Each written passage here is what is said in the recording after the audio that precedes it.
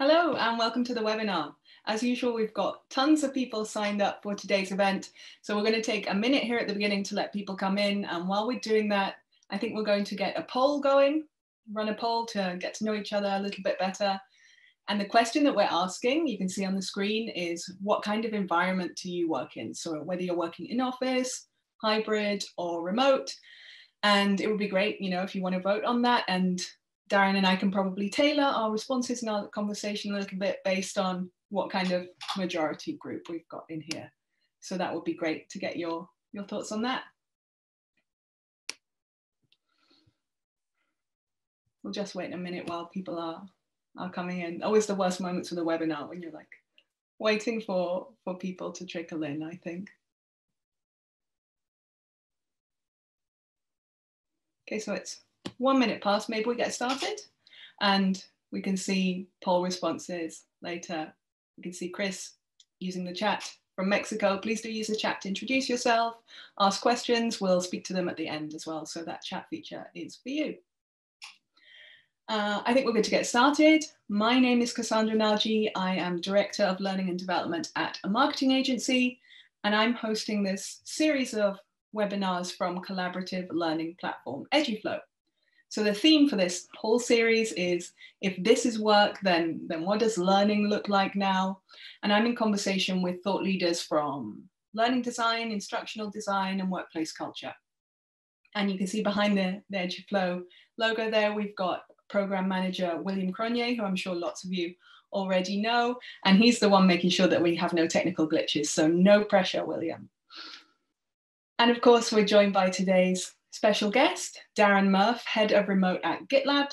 Now, GitLab is a software development platform that really focuses on remote and async collaboration. Darren's been there for the last 2.5 years, working to build a remote-friendly culture for GitLab's 1,500-person team.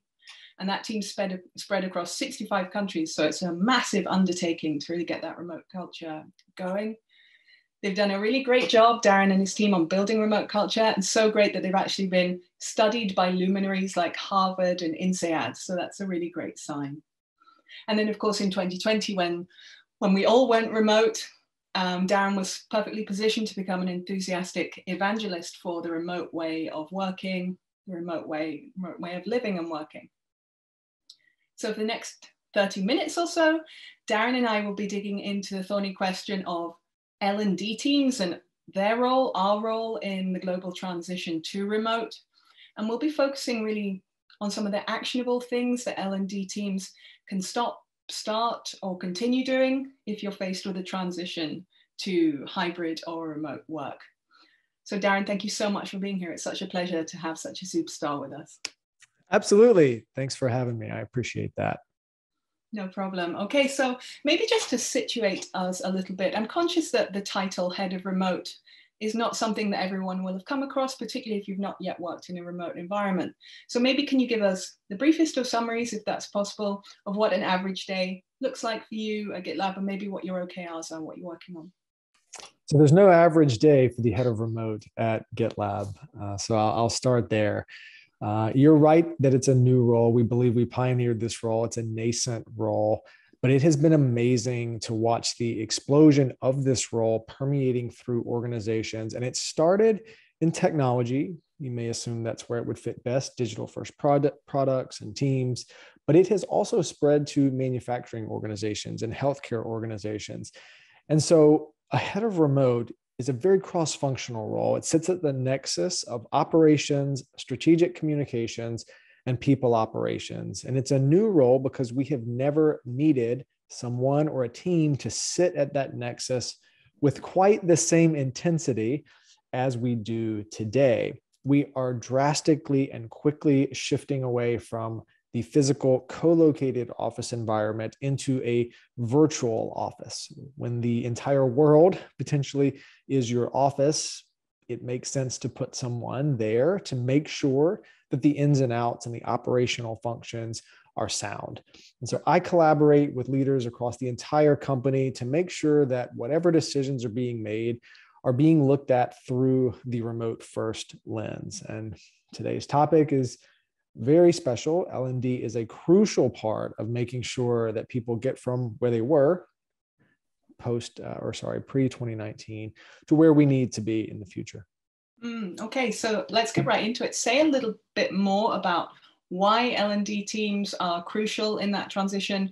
Maybe what problem are we able to solve that other teams aren't able to solve as we make that transition? So it starts with the recognition that the future we're building is not like the past we're coming from. I like to say that it's very difficult to chart a path to Mars with an atlas for Earth. And for a lot of companies who may have allowed work from home in special circumstances in the past, it can be easy to say, oh, we've done work from home in the past. What we're marching into is just that scaled. It's the same thing with a lot more of it happening. But that's a dangerous assumption because it's actually not true. Truly intentional remote work is very different than remote allowed. And indeed, it's different than COVID-induced work from home. So I truly think that the world has yet to see the true benefits of an intentionally designed remote work infrastructure, unless you were a company that had already done this pre-COVID. So with all of that as the foundation, it makes sense to then say, well, what do we need to change to make sure that our team and our workforce is prepared for this future that we're building in real time? There is a lot of infrastructure adjustment that has to happen. If you were moving from a 1-story building to a 10-story building, you would put a lot of effort in infrastructure. So if you're moving from a 10-story building to the entire world, you need a lot of infrastructure rebuilding. There's a lot of skills that will be really useful in the future that people may have taken for granted, or it wasn't really part of the L&D curriculum. At GitLab, we have a remote work fundamentals course that everyone takes as they onboard to teach some of these remote first principles. You could call it unlearning. Friends of ours at a company called Levels, they call this deprogramming, where you are actively helping folks to unlearn some of the preconceived notions or baggage that may have worked in a co-located setting, but you really have to think about things differently. You have to learn how to use old tools in new ways, and you have to embrace new tools that are built for a digital team, not a co-located team. Yeah, right. So I think that kind of deprogramming, unlearning is one of the key things we're facing, and not just with tool stacks. Perhaps there's a bit of a temptation to focus on the tool stack and say, right, we know we have a new use case for this and we need to control for this. But I also think L&D teams can play a good role in perhaps teaching good remote work-life balance habits, good remote culture habits, things like this. Have you seen that kind of, do you do that kind of deprogramming on a cultural level as well at GitLab? We do. And some of these sound very small, but when they're linked together, they become very powerful. One of the things that we tell people early on in joining GitLab is that if you are in a video call, it is okay to look away. We explicitly say this because we know that some people may feel like they have to maintain eye contact with their camera for the entire duration of a call, even if not 100% of the subject matter is relevant to them. And over the course of days and weeks and months, this can lead to a lot more mental fatigue. So simply telling people that it's okay to look away, that you're the manager of your own time and attention, goes a long way in setting that stage. Also, in terms of collaboration, what does it look like to work with someone when you're not in the same physical space? We have a values page that is actionable. And I think this is critical for new companies and for L&D departments looking for how they can help usher in this transition. Start with your values. We have sub-values. These are smaller, bite-sized chunks that substantiate our values. And they're things like short toes. You can contribute ideas to anyone else's domain without fear of stepping on their toes, because everyone is expected to collaborate with short toes. No ego is another one. You assume and expect everyone to walk into every conversation without an ego. These things are small in a vacuum, but when you stack them up together, it really starts to define how your team works on a global scale. Wow, okay, interesting. So those kind of key values are built around the necessary behaviors for people to be happy and productive within a remote environment. And a lot of these are quite counter to what you may have experienced in a co-located space. And that's why it's really important to be explicit about them and reinforce them, and for your senior leaders to really live these out. Because in many ways, if you're being thrust into a remote first environment for the first time, it can kind of feel like a trap. Do you really want me to share the smallest figment of an idea, and then we build on it and we iterate on it? Or do you actually want me to kind of silo myself away for 6 months and put a lot of polish? That's one of those things that you really need to be explicit about, because in the past, people may have experienced one thing and everyone brings their old experiences into the new. Yeah, that's really true. And I think when I first started doing onboarding and L&D at a fully remote company, which is where I am now, I underestimated the amount of intentional communication that I needed to do around those small things. I just thought people would absorb a lot of the culture that we have. And of course, if you're working on your own in your office, it's very hard to absorb things in the same way that you might when you're actually in the office. So I think having those statements up front in onboarding, like the values, the culture, the sub-values, things like that, actually does give people permission to start using these new behaviors. At its simplest form, that is the exercise of converting the implied or the implicit into the explicit. So ask yourself, what do I assume just by working here for a long time? And I should probably write that down and start documenting that. And that's a key way to equip a remote first team to learn, is to write down so they have something to reference and study.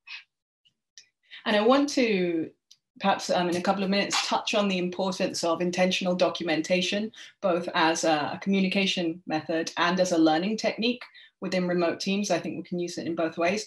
First of all, I would love to go back to something you said about the importance of managers and leaders modeling these good remote culture behaviors. And I wonder, how have you got around the challenge of modeling good behaviors when we don't see people? You know, it's kind of easy to model a behavior when you're all in a meeting room together. How do we then translate that good modeling into a remote environment? It starts with building a work infrastructure that relies on and encourages transparency.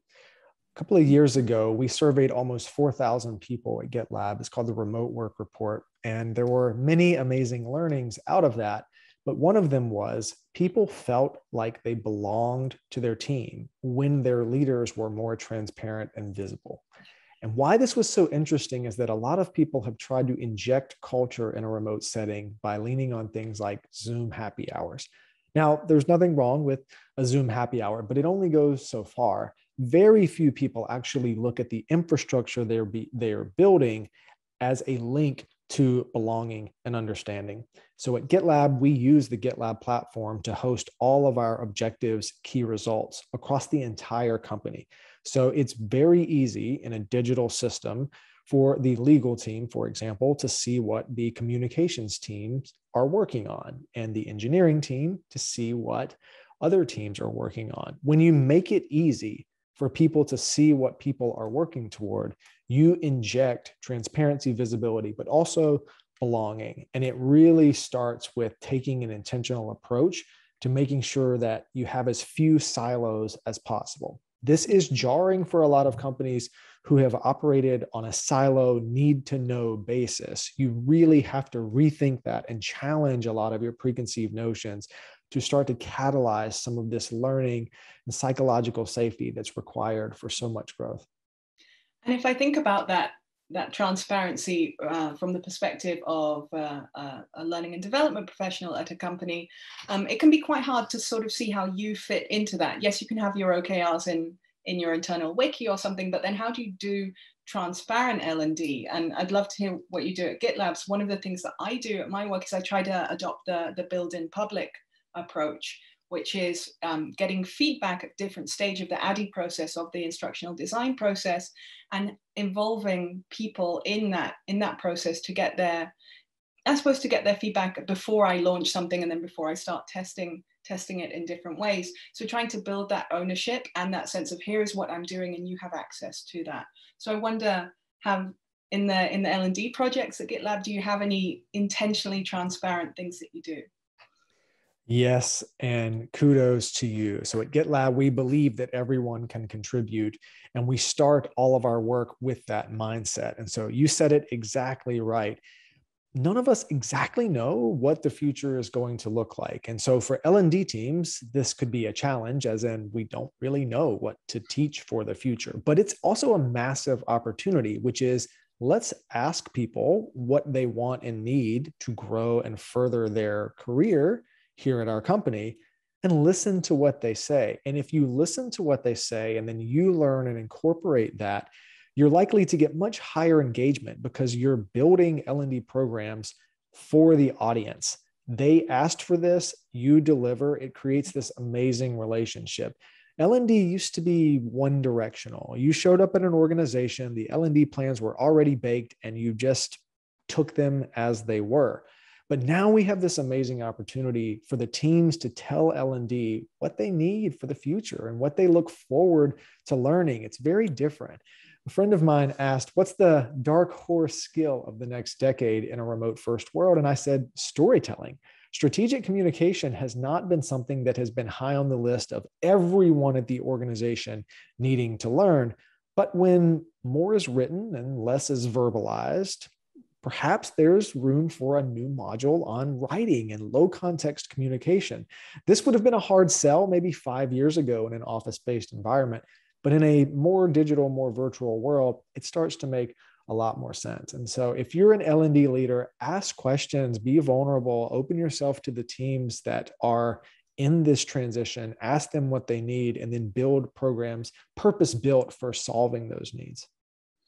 That's a really good point that you bring up, it sort of feeling more vulnerable as well. And I don't think it necessarily has to feel like that, but it's a mindset change from being a one-person L&D team to being like a company-wide L&D team who democratically collects these recommendations together.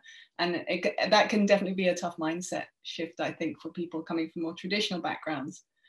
So if we think about the documentation thing, a lot of L&D teams own knowledge management, own documentation, things like that.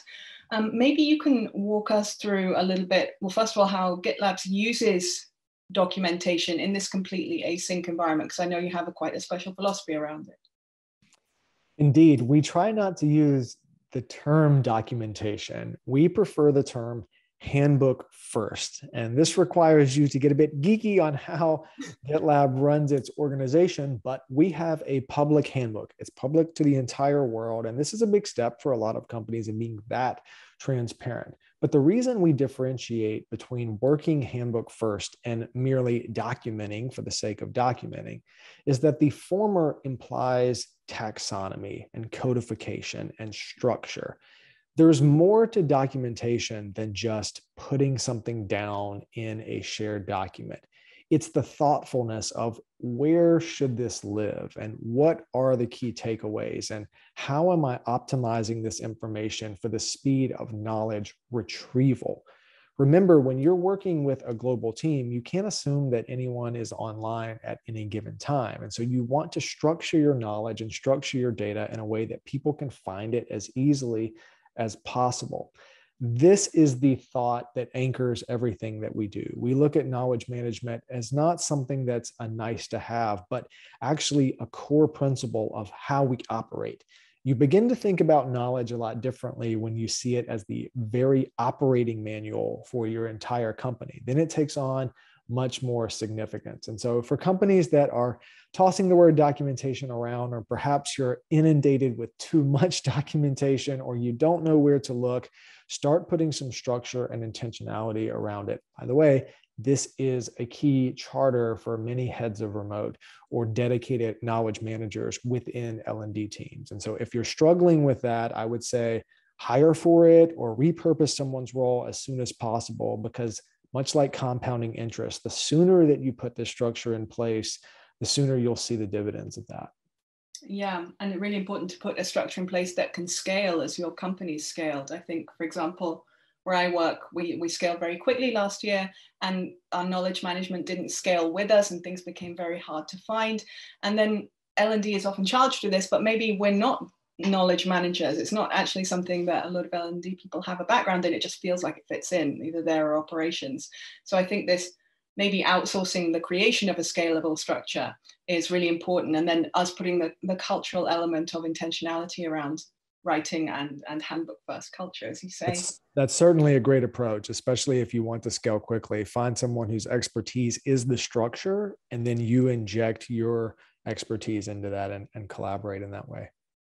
And one of the things I think it's really interesting to think about, and if you have that structure that's been set up for you, or you've managed to set it up on your own, kudos if you have, then thinking about how involving everyone in the creation or the documentation of that knowledge is actually a great opportunity to enable people to learn more. So I think probably when you are involved in creating a part of a handbook or documenting a process, something like that, you actually become much more expert in that process. And that can be woven into our L&D strategies in a way, almost like using the Feynman technique.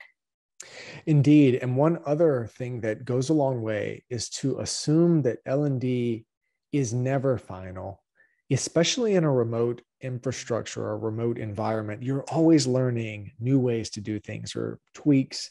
For example, GitLab has a manager challenge program, and I believe we are on our 6th cohort.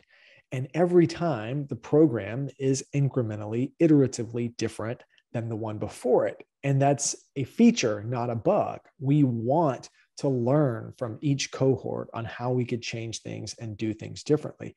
And indeed, we have massively overhauled some parts of it. We started assuming that people would want an async first approach. And a few cohorts in, we heard that the small synchronous moments that we did put in the program were in fact people's favorite parts of it. And so we started digging deeper. Well, if we want fewer meetings and we want more freedom to do things asynchronously, why are we learning this about our manager challenge program? And we found out that managers and aspiring managers saw these synchronous moments as social bonding and networking and an easy way to essentially have a quick coffee chat with dozens of people in a very condensed amount of time. So although it was synchronous, it was actually a more efficient way for them to meet more managers. And this was a major aha moment for us. And so now we are starting our 6th incarnation of this with more synchronous moments along the way, because we chose to learn about our own program and build it for what people were asking for. I had the exact same experience when I took over onboarding at my work, and I ripped out all the synchronous moments. And I was like, we're scaling, we're in nearly 20 countries, like, let's just self-serve this thing. And then as we came around to iterating on V2, everyone was like, we need more synchronous things. And every time we've iterated, and we're on version 5 now, we've added another layer of social engagement onto the top of it. So that was a real learning moment for me as well. I just assumed everyone would want like out of the box and self-serve. So maybe you can tell us a little bit more about some of the ways that you create these social learning moments at GitLab. Like, what kind of things do you do? Do you measure them? What does it actually look like? A boring solution for this, by the way, we love boring solutions. What's the easiest way to solve an issue? Is we create dedicated public Slack channels for every cohort of our manager challenge. And so, for example, if your schedule doesn't allow for you to join this current cohort, or maybe you've already joined a prior cohort, we still run through the current cohort in a public Slack channel.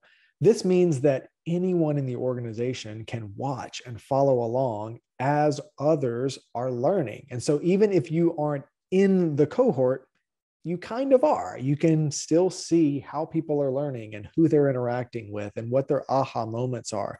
It is really, really powerful. And this goes back to looking at a virtual first world through the lens of opportunity and abundance instead of fear and scarcity. It would be very difficult to have a cohort of on-site co-located learners and easily enable everyone else in the organization to watch along as they learn. That would require an immense amount of infrastructure and administration. But in a remote setting, it's really as easy as starting a public Slack or Teams channel and then making sure that you are dumping information there so that people who are interested can follow along. Absolutely. I think the longer I work in remote L&D, the more I kind of think a lot of things should be happening on Slack, because that is where we do all our communication. I think we found that opening up, for example, vertical specific Slack channels, trying to get people more embedded in the particular vertical that they're studying or working on, is a great way to sort of open up that knowledge to other people on the team who might have interest, who might have expertise that they want to bring in. So instead of shutting things off in courses, always, I think courses are a good idea, but instead of always closing them up, maybe creating these learning communities can be an equally powerful way of helping people learn in a way that's bite-sized and easy to get on top of. Now, you've mentioned that new manager training a couple of times. I'm interested to hear what it actually looks like. Maybe we could get into it by saying, what does remote new manager training have that like general new manager training doesn't have?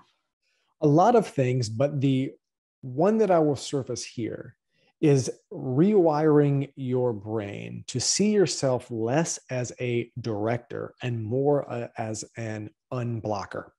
So what is an unblocker? If you have studied the principles of servant leadership, a lot of it is in there, but it essentially positions the manager as someone who wakes up every day and then allows their direct reports, or creates this psychological safety so that their direct reports can come to them with issues and proposals for solutions.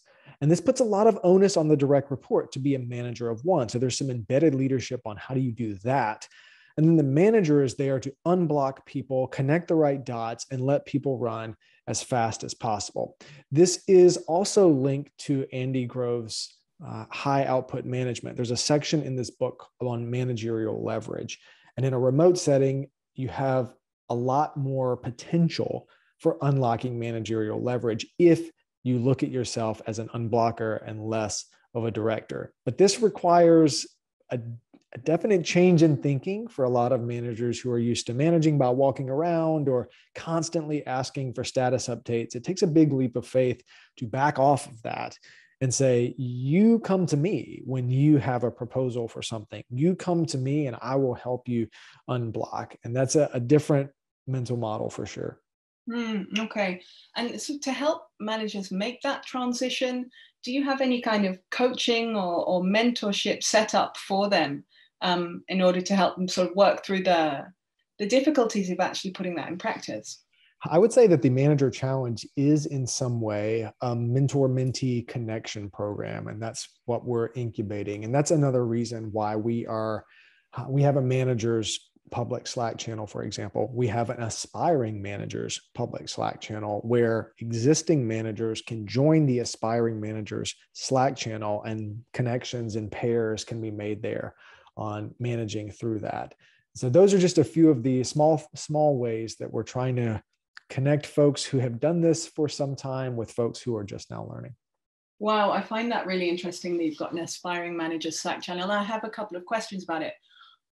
One, do you then find that how do you control the expectations around growth? Like it's very easy for an expectation to build up that if you've been in the aspiring managers Slack channel 6 months, you should be promoted to a manager. What's the narrative around that? And then how do you measure the impact of these Slack channels? Are you measuring like engagement, comments? What does that look like? I think it starts with not looking specifically at the length of relationship between an aspiring manager and a manager, but what it takes to move to the next level in your role. And so GitLab is very prescriptive and explicit on job families and what it takes to move to a certain level. And any way that you want to get there is acceptable. And one of the ways to accelerate that is to tap into an existing manager and learn a lot of the things that they have learned along the way. And so we look at it less as an into itself and more as another lever to help people advance in their careers. Okay. And one of the things that I've been experimenting with this year is like public growth levers, like things you can do that will forward your growth, and saying this isn't a guarantee of promotion, but here are some things that people who have done well at the company have done. For example, seeking a mentor or becoming some kind of ambassador for how we do a particular skill, something like that. So trying to make those level up, those points a little bit more transparent. I'll also say that within our function, we have also made it a core objective and key result, an OKR, for our entire team to engage in some sort of L&D or growth initiative. And so we also have an L&D budget where if you want to go learn outside of the company, you can allocate some of that personal budget to go do that. And there's the line that what gets measured gets done. I think that applies here as well. L&D is often seen as this sort of thing that you should do in your spare time, but if you actually make it an objective and a key result and a core part of what people should do, it is work. And when you treat it like work, people are more likely to engage and really learn from it. I think traditional enterprises have done quite a good job. Some of them are building in something like 5% time, like Novartis does, which is kind of like an ideal of spending, each team member spending 5% of their time on L&D. And then we get the flip side, like I think it's Google who has their 20% time, but they call it 120% time because there's not time to get it done in the normal work day. So that can be a tough thing to control, I think, as well. But a really good thing to try and be on top of and offer to people. One question, there was a heated conversation going on in the chat about whether it's okay for people to eat on Zoom calls.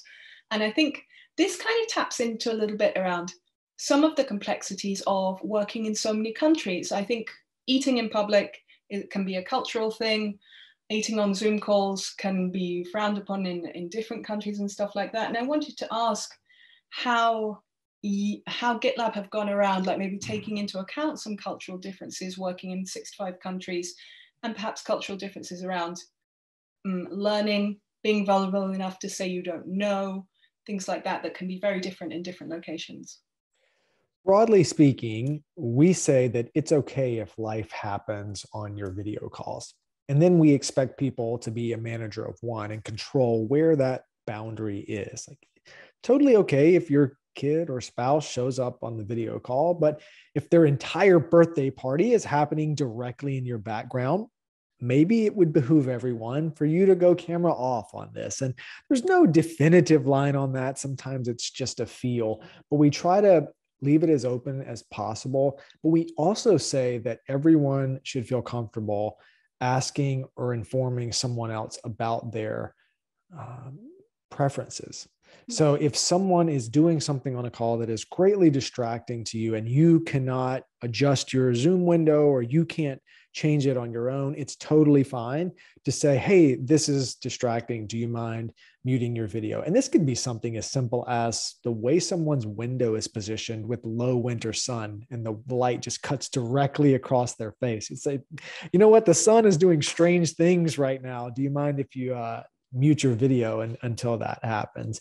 No harm, no foul. Just creating a psychologically safe atmosphere where you can have those conversations.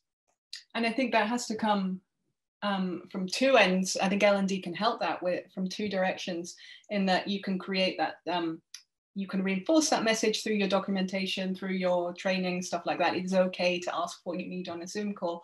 And also then encouraging our leaders and managers to model this behavior and perhaps make requests and make it not a big deal. I think that can be a really great way of creating that safe space if people see other people in positions of power doing it. Yeah, absolutely. And we're going to continue to see this evolve over time. I don't know if we'll always work in these Zoom windows, but this is kind of where we're at as we evolve through this transition. For sure, for sure. Perhaps we'll be working in virtual environments like Gather Town or something like that in the next. And hopefully we're able to get back in person for some moments too, by the way. In-person moments matter a lot, especially when you're learning and developing. And I really do hope that they play a large part of even remote teams strategically getting together and building some foundations there. That's certainly true. Let's hope that can happen this year. Fingers crossed. Do we have any questions in the chat? If not, then I think we can probably wrap up, give Darren some time back. Oh, we want to share the poll results first. Wow, over 50% of people are in a hybrid environment. So that's really interesting. Darren, if you have 5 more minutes, any tips for people working in a hybrid environment rather than exclusively remote? Yeah, I actually like to say that there's no such thing as hybrid. I really believe that companies will choose to be office first or remote first as it pertains to how they operate. Now, in the current point in time, hybrid is a thing. A lot of companies are trying to figure out where they're going to go, where their future actually is.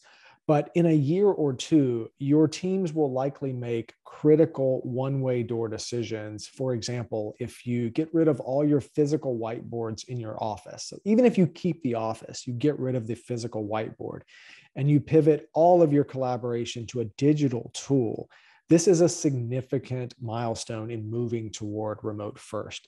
And it helps you refocus not on where people work, but how people work.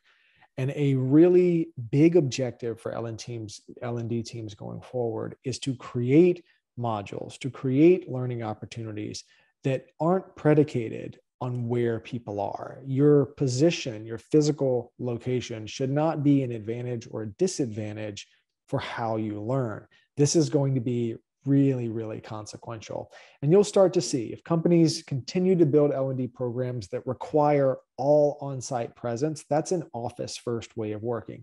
If you start evolving it such that everyone can learn from various continents and various countries, that is a remote-first way of approaching this. Now, of course, we won't figure everything out right away, but you'll start to see this is where we're marching towards. And so that's why I say there's no such thing as hybrid in the future. Companies will choose one path or the other, and then where people work becomes less and less consequential.